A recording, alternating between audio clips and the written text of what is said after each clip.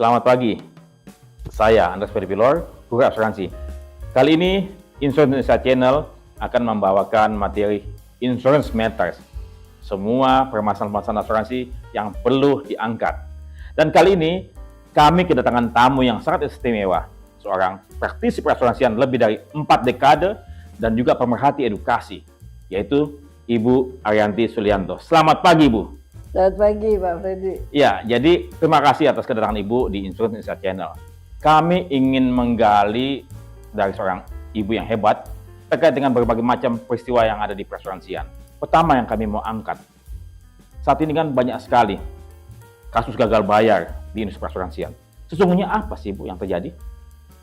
Iya, Pak Freddy, kita semua tentu prihatin ya ketika itu menimpa industri kita.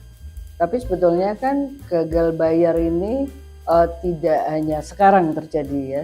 Di jasa keuangan itu istilah gagal bayar itu banyaklah, bahkan sampai ke misalkan kewajiban yang tidak dipenuhi itu kita sebutkan sebagai gagal bayar. Tapi sangat tragis ketika itu menimpa industri perasuransian. Pertama, tadi kan Pak Freddy tanya ya, kenapa sih gitu? Sebetulnya yang paling tahu itu pasti pelakunya ya. Tapi kita kan bisa menilai, menelaah dari informasi yang resmi, dari pernyataan resmi, dari kekecewaan dari nasabah, ya kita akhirnya menerka-nerka gitu ya. Dan mudah-mudahan terkaan kita itu ya bisa tepat gitu. Sebetulnya semuanya itu tidak tiba-tiba. Ya, satu kejadian yang sangat-sangat merugikan orang banyak itu pasti tidak tiba-tiba. Jadi kalau di industri asuransi yang mestinya dikelola dengan penuh kehati-hatian, ya, mestinya dari awal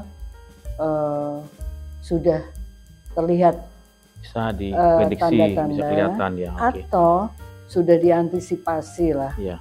Kalau kejadian ini risiko ini akan bisa muncul apabila tidak dikelola dengan baik. Jadi menurut saya sih ada banyak sih ya, bahkan kalau kita baca karena isunya terlalu besar, kan pengamat-pengamat juga yang lebih paham dari saya pun juga memberikan penilaian ya. Apakah itu karena mismatch di dalam menentukan harga di depan, ini terutama asuransi jiwa kan Pak Freddy, ya, betul. Karena kan itu long term liability gitu ya. Sehingga kan memang kalau long term itu memprediksi sesuatu yang jauh sama yang lebih dekat kan juga lebih mudah yang dekat. Nah, padahal produk-produk yang dijual itu mungkin selain mismatch juga dari aspek harga maupun dari aspek waktu. Semakin pendek itu kalau ada kejadian-kejadian yang terjadi, misalkan krisis ekonomi atau inflasi, itu pasti sangat mengganggu. Nah, jadi itu baru satu ya, satu di dalam menentukan harga, waktu gitu. Kemudian dari sisi yang lain lagi, itu tadi mismatch-nya. Itu berarti masalah kompetensi Karena itu bisa dihitung dengan cermat. Dan ahlinya kita tahu juga kan, ada beberapa yang ahli di situ. Terus kedua soal kalau kita ngomongin lagi soal compliance-nya. Di dalam investasi itu selain kehati-hatian boleh nggak dilakukan.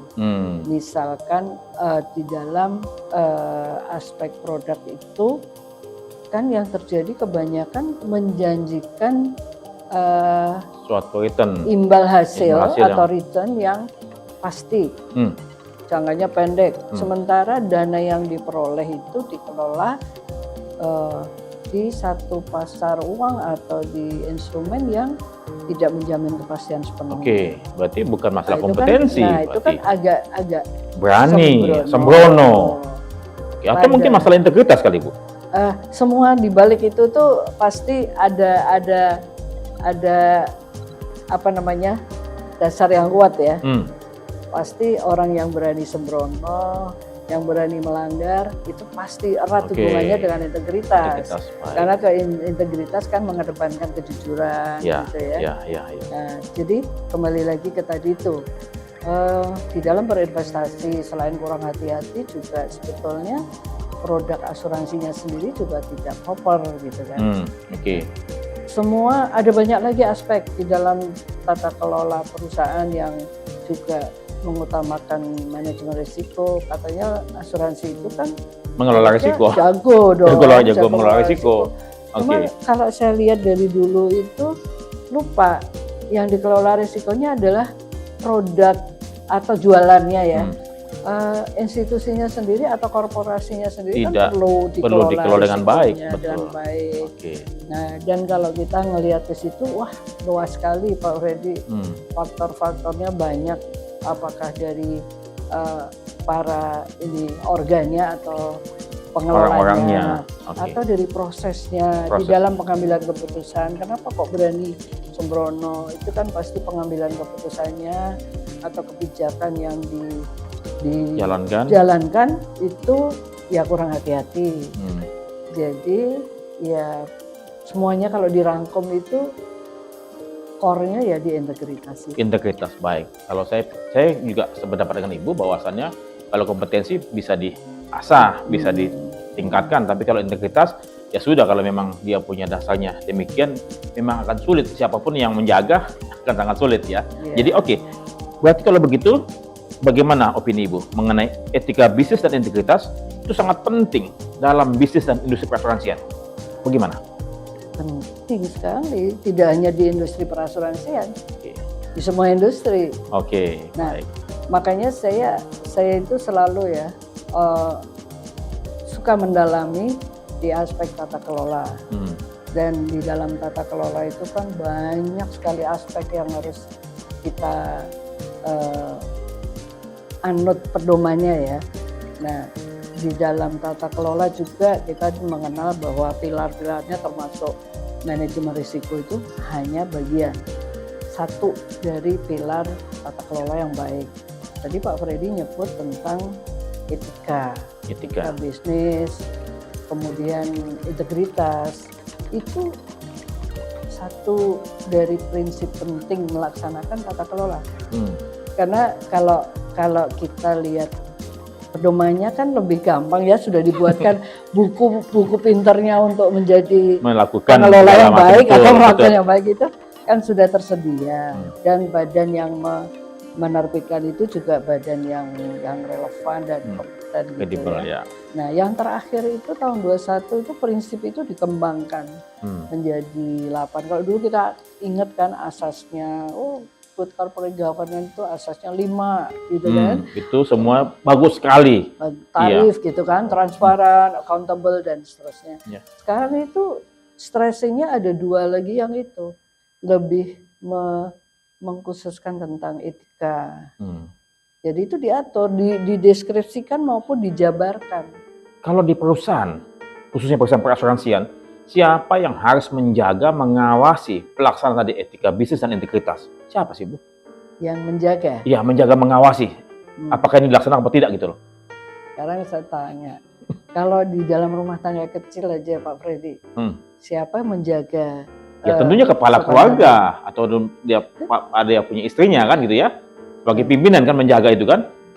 Ya. Betul Bu ya? Ya. Tetapi yang kalau hanya sekedar penjaga, itu kan artinya kayak itu penjaga aja dilengkapi dengan alat untuk ini, kalau salah gitu ya. Yang lebih bagus kan menjadi budaya. Menjadi bagian dari kehidupan korporasi itu. Jadi memang bagaimana membudayakan pengelolaan risiko, menjaga etika, menjaga integritas, itu harus embedded di dalam perilaku setiap insan di dalam korporasi. Tapi siapa yang mesti mempelopori Bu? Pasti pemimpinnya. Jadi kita kan mengenal istilah tone from the top ya. Kalau yang di atas bersuara, memberikan teladan seperti itu, pasti semua yang direncanakan pasti bisa lebih ditekankan. Oke, baik. Karena inisiator dan yang betul-betul memotori itu adalah pada leadernya. Oke. Nah, kalau di asosiasi atau di industri perasuransian ya, apakah kita memerlukan tadi kode etik, kode integritas buat seluruh pelaku perasuransian? Perlu lah. Perlu. Perlu. Berarti semua asosiasi semestinya memiliki kode etik dan perilaku integritas yang berlaku bagi semua pelaku, pemain, praktisi. Perlu. Perlu ya Bu ya, Perlu. supaya kita Karena tahu. Mungkin gini, realismenya itu gini Pak, sesuatu yang baik itu pasti kan ada pedomannya. Ya. Apapun, apakah itu dalam bisnis, dalam pemerintahan, sosial dan semua pasti ada semacam pedoman berperilaku baik. Ya. Bedanya adalah sektoral ya, tapi ada yang core-nya sama. Etika di mana-mana ya, mau bisnis apapun sama. Standar ya, betul. Tapi kalau proses pengambilan kebijakan, keputusan tentu sangat dikaitkan dengan ruang geraknya ya. Ya. Tapi yang core itu yang tetap masih harus menjadi landasan kuat ya. Buat semua ya. Itu buat semua. Ada Pak. Iya. Berarti kalau gitu mesti ada Dewan Kode Etik atau MKMK kayak kemarin kan. Jadi ada yang bisa mengawasi pelaksanaan tadi etika dan integritas. Iya, tapi ingat Pak, itu semua dibuat itu tidak untuk pajangan, ya, tapi betul. untuk dilakukan. Dan itu yang susah, ya kan? Tapi kalau ada niat baik, saya percaya itu bisa diwujudkan. Niatnya, intensif. Satu niatnya, kedua lingkungannya Pak. Maka tujuan atau roadmap-nya KNKG itu kan targetnya ke good citizen. Jadi buat semua ya, warga negara. Jadi kalau masih beda, kita di awal cuman mengenal, kemudian sebagian menjalankan, sebagian tidak. Itu juga berat loh. Ya karena kan mana yang akan lebih kuat ya. Tapi kalau tercipta budaya dan akhirnya semua menjadi anggota masyarakat yang mengenal menyadari, tata kelola, ya. menyadari tata kelola yang baik, itu jauh lebih mudah. Tapi sebelum menjadi budaya, semestinya ada penegakan hukum ataupun sanksi yang cukup kuat. Kayak misalnya katakanlah contoh, kita ambil contoh di Singapura ya. Kita orang Indonesia datang ke Singapura tertib semua. Kenapa? Karena sanksinya kencang, ya penegakannya tegas, ya mungkin karena itu kali Bu ya. Sanksinya sama itunya kali, mungkin masih. Tapi itu berarti regulatory driven. Emang seperti itu kelihatannya Bu? Ya memang kalau sulit ya seperti itu. Kalau kita mengharapkan dari ethical driven, ya semua tidak bisa seperti itu, nggak bisa sama kan. Maka ya menurut saya itu harus kombinasi aja. Oke, ada yang mesti dipaksakan. Kelemahannya kalau regulatory driven, kalau nggak ada regulasinya ya ditabrak saja. Wong ada saja masih tabrak. Apalagi nggak ada. Tapi kalau ethical driven dia nggak mau lakukan. Iya. Tapi saat ini saya lihat menurut Ibu gimana? Sanksinya memang perlu ditegakkan kalau saat ini. Once ada pengaturan, itu harus ada pengawasan. Berarti selama ini sanksinya lembek Ibu. Mungkin nggak konsisten. Kalau dibilang lembek, ada yang keras juga, tapi nggak konsisten. Atau tidak fair. Kapan diterapkan, kapan tidak. Jadi pilih kasih gitu ya. Aduh. Ya begitulah. Itu jadi enforcement itu memang penting kalau memang sudah membuat regulasi. Tapi ya akan lebih mulus lagi kalau pembuatannya juga melalui proses yang baik, misalkan rule making rules. Jadi benar-benar si pelaku dan si pengatur itu ada dalam tataran yang sama persepsinya gitu. Oke, Ibu kan sudah 45 tahun di industri perasuransian. Apa yang Ibu lihat masih sama seperti itu waktu pertama kali masuk, yang membuat Ibu sebenarnya dibilang sama persis enggak juga sih. Apa yang membuat Ibu katanya merasa sudah ada gitu? Aduh, kok nggak berubah ya? Gini. Atau mungkin malah tambah gimana gitu? Sebetulnya karena saya backgroundnya itu manajemen risiko ya, artinya risiko itu berkembang terus sehingga situasi juga tidak bisa dianggap sama. Tapi ada hal yang memang harus sama dan mana yang harus berkembang. Ya. Soalnya saya sendiri ngalamin. Nih yang pasti edukasi. Berkembang, Pak. Edukasi berkembang. Berkembang. Saya masuk, saya belajar sendiri. Kemudian tidak ada sumber belajar online. Belum ada. Saat ini sudah ada. Belum ada ya. Manajemen trainee di perusahaan di mana saya masuk belum ada manajemen trainee. Jadi kan belajar sendiri ya. Itu udah pasti berkembang lah. Anak sekarang masuk perusahaan sudah diberikan pendidikan. Diberikan program pendidikan yang memadai lah ya. Walaupun stressingnya masih di technical skill ya. Ya belum soft skillnya.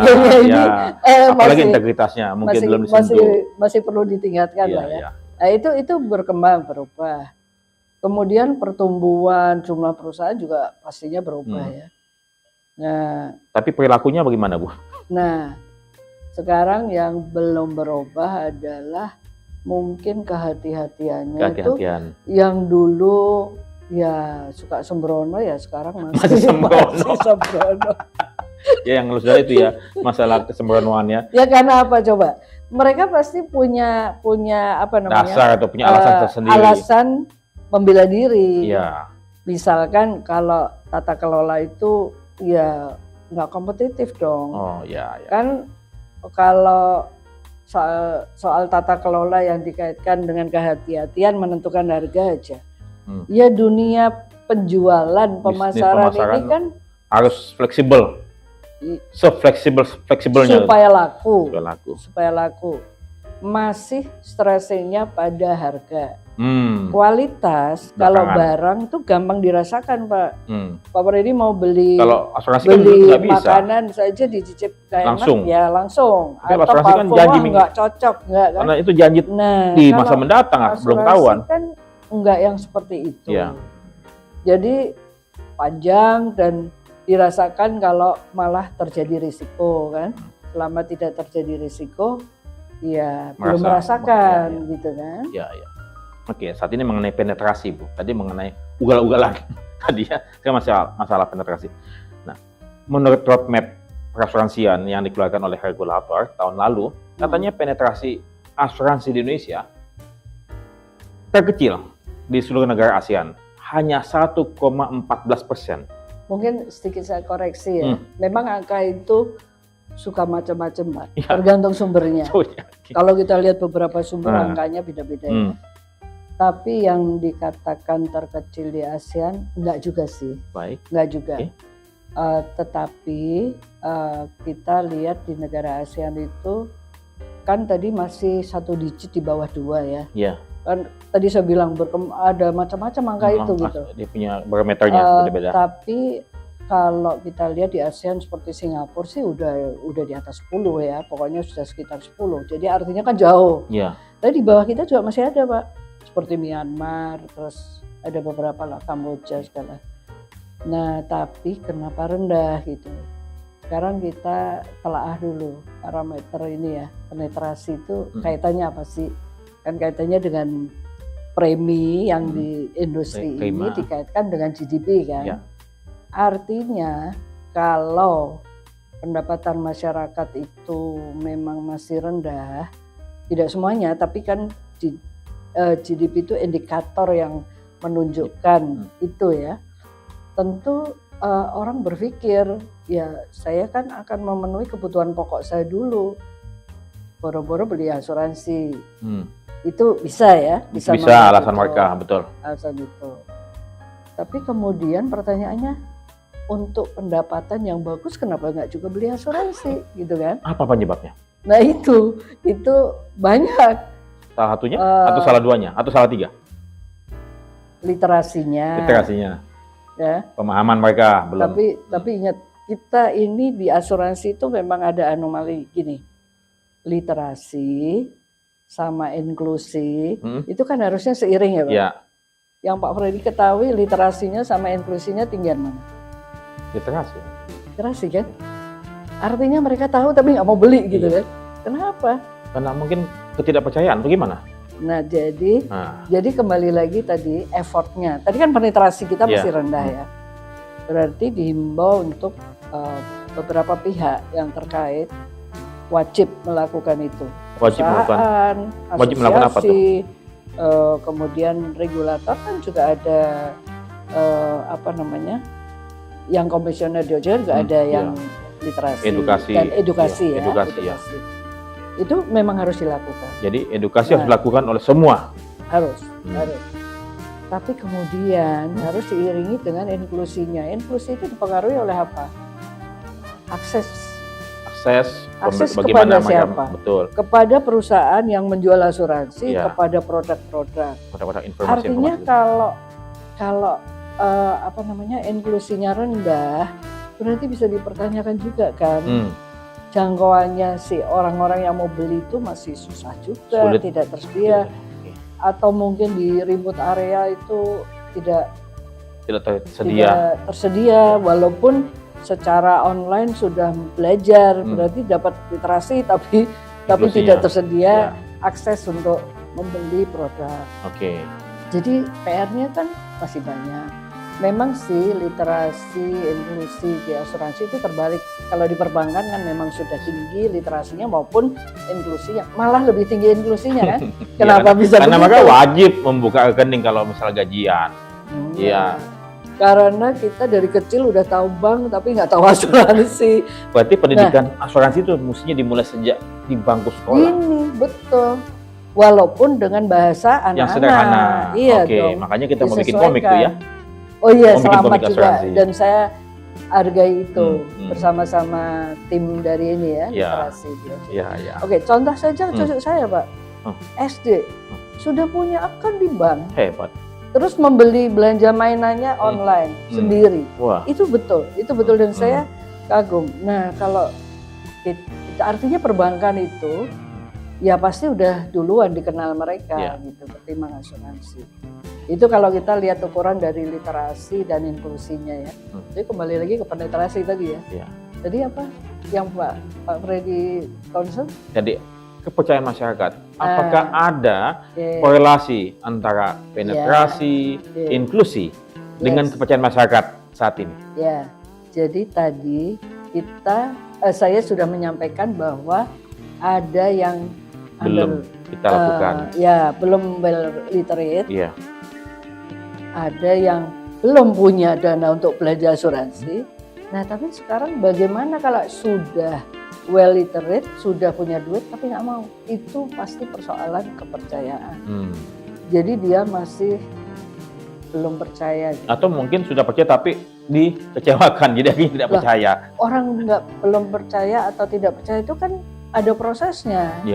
Biasanya membaca orang lain dikecewakan atau dirinya dikecewakan. Jadi berita-berita tentang gagal bayar itu kan pasti membuat orang lain juga takut. Jangan-jangan saya akan mengalami hal yang sama. Sekarang gini aja, kenapa itu menjadi sangat penting di industri kita? Kenapa? Bapak punya slogan kan? Iya, utmost good faith. itu kan? Menjadi apa? Itu prinsip. Jantungnya. Prinsip dasar. Prinsip dasar. Kan? Ini saya ganti bertanya ya. Yang harus dipercaya siapa? Mestinya kita praktisi perasuransian yang melakukan tugas dan fungsi dengan baik. Kan isi perusahaan perasuransian lah kita semua, individu-individu. Yang harus dipercaya itu semua Pak. Tapi tinggal porsinya ya, penggeraknya siapa. Contoh adalah ketika kita bikin perjanjian. Memang semua itu pusatnya itu memang di kita yang harus dipercaya. Memberikan teladan, contoh. Iya. Karena masyarakat diandalkan informasinya yang akan kita kelola. Kita ini kan mengelola risiko yang mereka miliki. Orang punya dilimpahkan. Gitu kan? Jadi dia kan di dalam kesepakatan perjanjian itu kan dia juga harus dipercaya tuh. Kita dipercaya adalah untuk menjalankan komitmen janji kita. Kalau ada risiko itu akan tertanggulangi. Ya kan? Nah, kemudian siapa lagi yang harus dipercaya? Ya, tentunya regulator. Iya, karena beliau juga harus yang mengatur, yang menata, yang mengawasi, memberikan tadi sentilan pada yang nakal. Nah, gitu. Jadi artinya memang ini bisnis kepercayaan itu ya semua harus bisa dipercaya. Tapi memang pusatnya pada yang menjual yang harus dipercaya. Betul Ibu, betul. Jadi terus saja masalah prinsip atmos pelakunya itu, terutama kita ya? sebagai pelaku harus memberikan contoh teladan, dan kemudian katakanlah misalnya ada yang bilang tertanggung harus menyampaikan informasi yang benar, tapi kemudian apakah tertanggung tahu informasi apa yang kita butuhkan? Itu.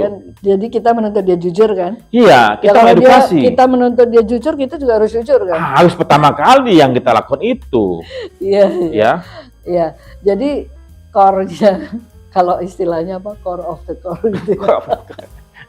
Itu kan pusat daripada ya, inti. Pelaku asuransi. Iya. Katakan gini, kalau misalkan, oh ini salahnya ngawasi. Salah ngawasi, waduh bisa marah nanti regulator. Bukan soal logikanya aja Pak. Kalau yang diawasi juga sudah benar, kalau ada overlook aja juga aman-aman aja gitu kan. Betul. Tapi kalau yang diawasi juga masih banyak yang suka. Iya, jadi ya memang regulatornya juga harus mesti lebih tegas.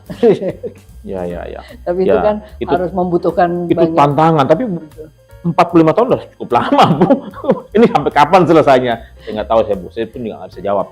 Iya, nggak akan ada selesainya. Nggak ada selesainya. Ya, Bapak mestinya di perbankan, krisis 1, krisis 2, ya kan? Tahun 65 kan waktu ada krisis ekonomi, perbankan goyah. Terulang lagi di 78 ya. Asuransi itu yang sangat besar baru terjadi sekarang.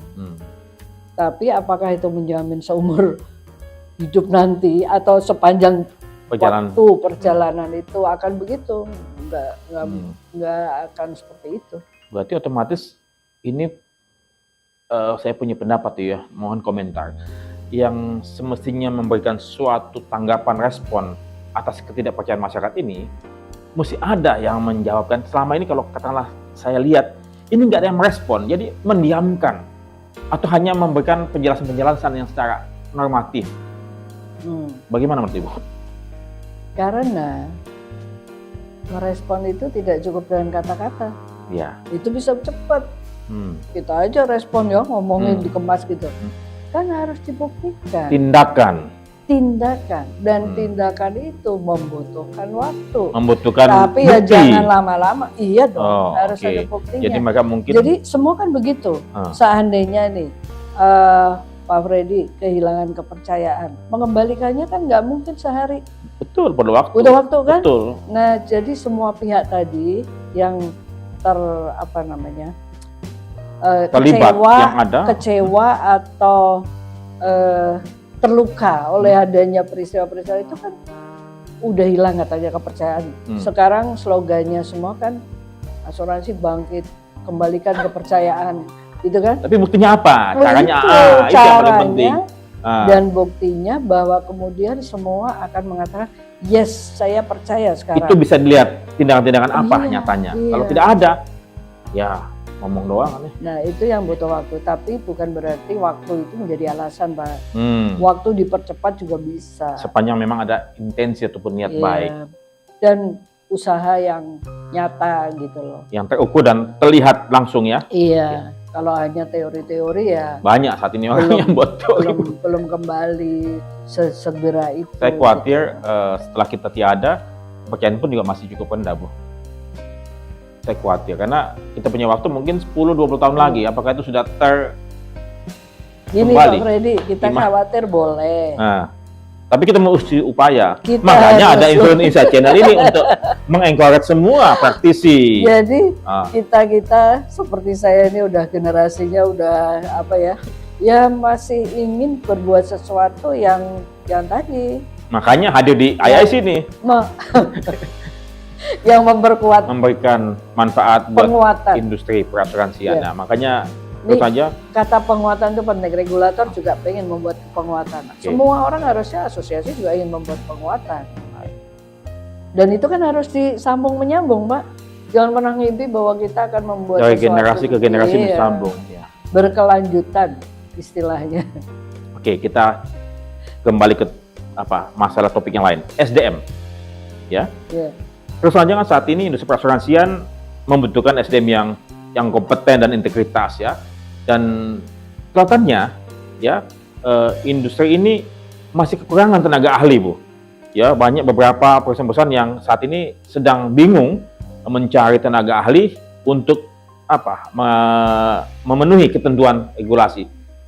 Kenapa sih mereka nggak mestinya mereka melakukan tadi manajemen trainee di perusahaan supaya mereka sudah menyiapkan? Itu bagaimana? Kenapa mereka? Kayaknya kayak kebakaran jenggot gitu loh. Mungkin pendekatannya ya Pak Freddy ya. Pendekatannya bukan by demand tapi by pemenuhan regulasi. Kalau kebutuhan mau diregulate atau tidak, dia udah jalan lebih dulu. Udah siap malah ya. Misalkan gini, core bisnisnya asuransi dalam mengunderwrite risiko gitu ya. Itu kan kebutuhan. Ya harusnya dipenuhi tanpa disuruh nggak disuruh, itu kebutuhan gitu. Jadi mereka ya kita makan aja juga nggak disuruh nggak suruh juga makan, pasti atau tidur kali makan supaya sehat gitu kan. Nah artinya kan ketika kita butuh underwriter yang benar-benar kompeten, ya jangan pernah berhenti melakukan pendidikan, memberikan pelatihan-pelatihan menjadi underwriter yang kompeten supaya tenaga tersebut tersedia anytime. Pas itu ada yang berangkat satu, ada lagi yang sudah siap. Ya, karena semakin banyak juga nggak salah. Tapi kalau kurang salah kan. jadi ceritanya kalau hanya untuk pemenuhan regulasi, itu dampaknya banyak tuh. Pertama ya pokoknya asal ada supaya memenuhi regulasi. Kedua prosesnya jadi pendek. Jadi prosesnya itu bisa menempuh jalan terpendek untuk memenuhi regulasi. Ya mungkin saya keliru, tapi itulah yang saya amati ya. Mudah-mudahan jangan terjadi lah. Karena saya lihat secara pribadi, industri asuransian ya, khususnya asuransi umum ya, maka tuh mohon maaf ya, kurang aware ya terkait dengan masalah tadi tenaga ahli ataupun yang expert segala macam. Walaupun belum sertifikasi ya, yang penting mereka ahli, kompeten di bidangnya ya. Dengan apa? Dengan cara katakanlah setiap tahun mereka mesti mengirim mereka punya staff untuk ikut selalu kan. Ini kelihatannya semenjak yang 5% itu ya, saya khawatir itu sudah tidak lagi 5% di regulasi ya. Nah, jadi itu bagaimana? Semestinya apakah mesti kembalikan 5% atau gimana sih Bu? Nah, jadi kan mau lari ke enforcement ya. Ya, enforcement. Jadi regulatory driven lagi. Ya, betul, karena tidak ada kesadaran daripada masing-masing perusahaan. Kesian ya kadang-kadang regulator. Ya, dulu semua aturan itu dibuat pasti untuk enforcement dari sesuatu yang tidak dijalankan dengan serta. Dan ini untuk kebaikan industri itu juga Bu ya. Mestinya iya supaya ada alasan mengawasi kan. Kalau alokasinya itu betul-betul dibuat untuk mendidik itu daripada ngambil sana sini nggak didik sendiri gitu. Itu kan ada reasonnya dalam concern kepada kualitas SDM tadi. Karena tadi asuransi adalah bisnis kepercayaan dan yang menjalankan harus memang betul-betul kompeten, manusia ya, bukan mesin. Sehingga maka harus punya kemampuan untuk melayani. Iya. Jadi tadi Pak Freddy bilang ada sertifikasi skala ya. Nah, sebelum itu, sekarang begini, saya ingin tanya, kan 3 dimensi ya, mana yang paling penting Ibu? 3 dimensi.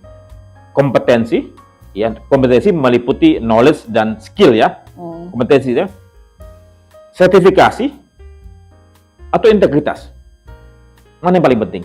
Nah ini pertanyaannya itu agak nyebrang-nyebrang. Karena aslinya gini, orang dibilang kompeten itu sudah memenuhi 3 unsur kan, yaitu pengetahuan. Berarti hard skill. Kemudian apa lagi? Skill. Keterampilan. Yang soft skill, hard skill, karakter. Skill sama attitude. Ya KSA dia. Karakter kan. Itu kan yang harus diajarkan oleh pendidik. Pendidik itu lembaga yang mendidik. Tapi di kemudian hari muncul siapa yang menguji hasil didikan itu gitu kan. Maka muncullah sertifikasi untuk merecognize hasil didikan itu. Maka kalau kita bicara standar kompetensi, kemudian kerangka kualifikasi, itu dibikin untuk apa sih? Sebenarnya menstrukturkan supaya cara mendidiknya benar, outputnya bisa diuji secara punya standar yang sama, sehingga basisnya jantungnya itu satu, yang satu melatih, yang satu menguji, membuktikan membuktikan atau mengakui bahwa apa yang diajarkan di formal education itu atau di pelatihan itu betul-betul memang sudah nyata gitu. Jadi memang itu kesatuan-kesatuan yang kalau ngomong teorinya, praktisi memang agak-agak kurang karena kok rumit amat. Tapi sesuatu yang rumit itu memang harus punya pola, punya struktur untuk cara mewujudkannya ya. Jadi seperti itu, sehingga yang saya khawatirkan adalah semuanya jangan asal-asalan untuk memenuhi regulasi, tapi benar-benar dibutuhkan. Baik, sebelum kita akhiri sesi Insurance Matters, ya, saya ingin meminta Ibu memberikan suatu pernyataan ataupun suatu pesan kepada pemirsa IIC, ya, terkait dengan masalah tadi integritas, mengenai kompetensi, sertifikasi dan kepercayaan yang harus dimiliki oleh kita semua. Silakan Ibu. Ya, mungkin jangan pesan lah ya. Harapan. Harapan. Oke. Jadi mungkin harapan ini kan boleh saja ya. Moga-moga harapannya bisa terwujud gitu ya. Soal kemampuan atau kompetensi itu kan harus diasah terus. Jadi dengan kata lain jangan pernah berhenti belajar. Teknologinya, lingkungannya berubah, pasti harus dipelajari terus. Risikonya juga berubah. Risiko berubah ya. Tentu, karena risiko mengikuti kehidupan. Ya. Apakah kehidupan usaha maupun kehidupan apapun ya, sosial. Itu kalau mau belajar. Terus tadi kan juga tidak hanya tahu, tidak hanya kompeten, tapi juga berkarakter. Karakter seperti apa ya, beretika, integritas gitu ya. Dan apakah itu bisa dipelajari? Ya bisa, semuanya ada. Misalkan, tapi lebih ke pedoman ya. Kita kan kalau hidup juga untuk yang hal baik dan buruk kan pedoman. Nggak ada ujiannya gitu. Aturan mainnya. Ya, aturan mainnya gitu. Itu memang sangat penting menjadi prinsip-prinsip berintegritas, beretika gitu ya. Selain ngomongin bagaimana ilmunya untuk membuat satu bisnis proses menjadi baik, tapi semua dilandasi pada etikat baik. Itu udah tanggung jawab semua pengurus, tidak hanya perusahaan perasuransian. Makanya pedomannya juga berlaku untuk semua industri. Baru sektoralnya itu yang lebih spesifik gitu. Jadi harapan kita ya semoga semua mempunyai persepsi yang sama terhadap pentingnya satu tata kelola yang baik, di mana di dalamnya juga mengelola risiko yang baik, apalagi industri asuransi ya. Dititipi risiko orang ya harusnya kita hanya ugal-ugalan, bahaya sekali. Ya harusnya jauh lebih tertib, lebih disiplin, bisa mengelola risiko buat orang lain. Betul. Dan kalau itu berhasil kan kita merasa punya manfaat gitu loh. Kehidupannya lebih bahagia pasti. Dan industrinya juga menjadi industri yang bermanfaat kan. Ya. Dan apakah itu akan berhenti? Nggak akan berhenti, karena sebetulnya hanya positioningnya aja yang sekarang belum menempatkan asuransi itu menjadi prioritas ya. Karena sebetulnya apapun usaha tanpa asuransi juga agak berisiko, gampang gitu, agak untung-untungan gitu. Ya, bahkan perbankan harus punya asuransi, tanpa asuransi perbankan nggak bisa jalan. Itulah makanya jadi tanpa harus mengklaim mana yang paling penting, semuanya penting, tapi ini harusnya prioritas karena dibutuhkan. Oleh karena itu bisnisnya juga tidak akan berhenti selama kehidupan ini masih ada. Baik, demikian pemirsa, intinya kepercayaan mesti dijaga karena sulit didapat tapi sangat mudah untuk dihancurkan. Dan kemudian masalah integritas, etika, ya itu mesti juga dipelihara karena bagaimanapun juga asuransi tidak lepas dari hal-hal yang mendasar itu. Tanpa itu asuransi tidak akan bertumbuh. Begini-begini aja. Dan kita berharap industri ke depan akan lebih baik dan lebih baik lagi ya. Demikian terima kasih Bu Ariyanti atas kontribusinya kepada industri asuransi selama ini dan kepada pemirsa Insurance Channel. Kita ketemu lagi kapan-kapan. Terima kasih. Selamat pagi Ibu. Terima kasih. Selamat pagi, terima kasih. Ya, sampai jumpa. Semangat ya. Ya semangat lah. Terima kasih. Sampai jumpa.